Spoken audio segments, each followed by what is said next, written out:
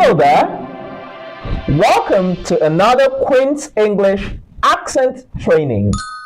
Here is a gentle story read in the Queen's English accent. Read along with me.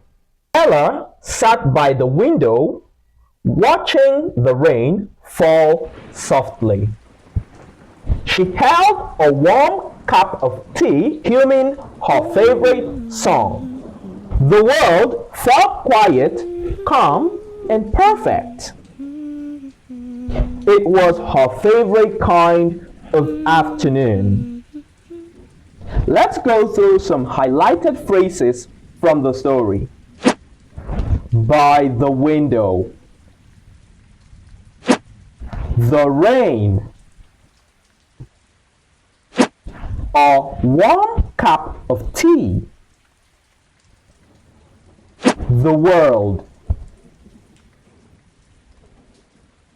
And finally, favorite kind of afternoon.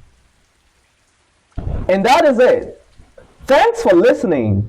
Remember to speak clearly, softly, and with elegance. Follow for more stories. Bye.